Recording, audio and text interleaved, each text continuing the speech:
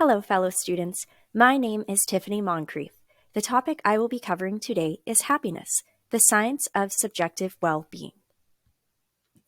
At the end of this presentation, you should be able to describe 3 major forms of happiness and a cause of each of them, be able to list 2 internal causes of subjective well-being and 2 external causes of subjective well-being, describe the types of societies that experience the most and least happiness and why they do, describe the typical course of adaptation to events in terms of the time course of subjective well-being, describe several of the beneficial outcomes of being a happy person, describe how happiness is typically measured.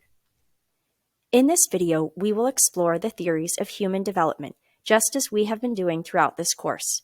Our main components of this chapter's learning objectives are to better understand that happiness, or subjective well-being, also known as SWB, is a process and that happiness is the result of both internal and external processes.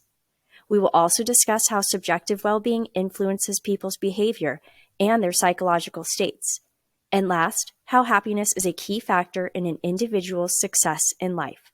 Scientists have developed methods of measuring SWB, which has helped us to learn about what causes happiness and the effects it has on a person.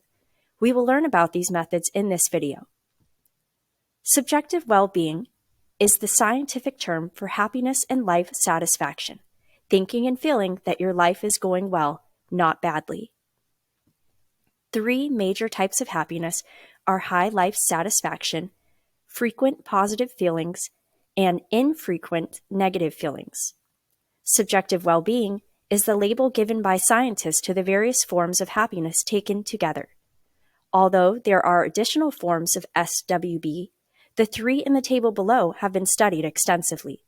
The table also shows that the causes of the different types of happiness can be somewhat different. In the table below are shown some internal and external circumstances that influence happiness.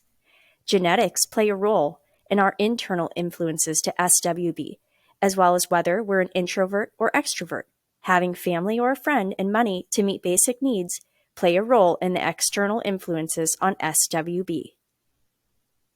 A very important influence on how happy people are is the society in which they live. When people struggle to meet basic needs, they tend to be dissatisfied with life.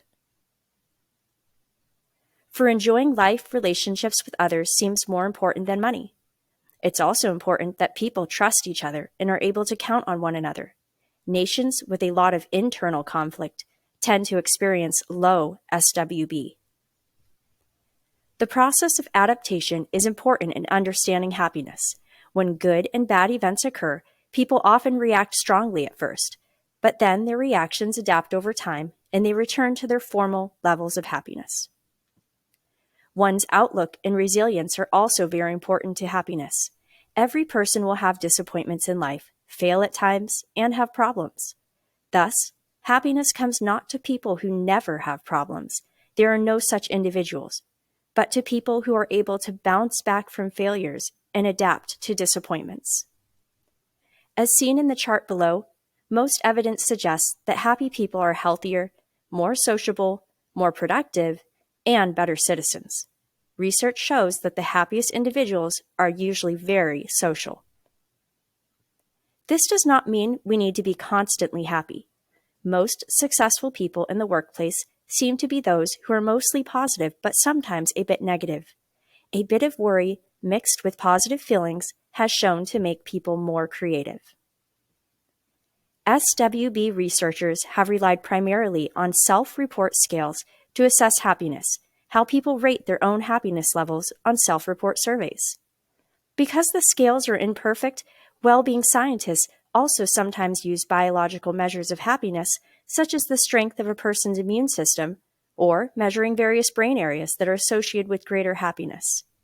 Scientists also use reports by family, coworkers, and friends, these people reporting how happy they believe the target person is. Do you want to be happier? Well, many people wish they could be happier. Prescriptions for happiness are often oversimplified because happiness has different components and prescriptions need to be aimed at where each individual needs improvement. One size does not fit all. A person might be strong in one area and deficient in other areas. People with prolonged serious unhappiness might need help from a professional. Thus, recommendations for how to achieve happiness are often appropriate for one person, but not for others. In this slide, you'll find some general recommendations for you to be happier. This concludes my presentation on happiness, the science of subjective well-being. We've covered all of the learning objectives in this chapter. I hope you've enjoyed this presentation.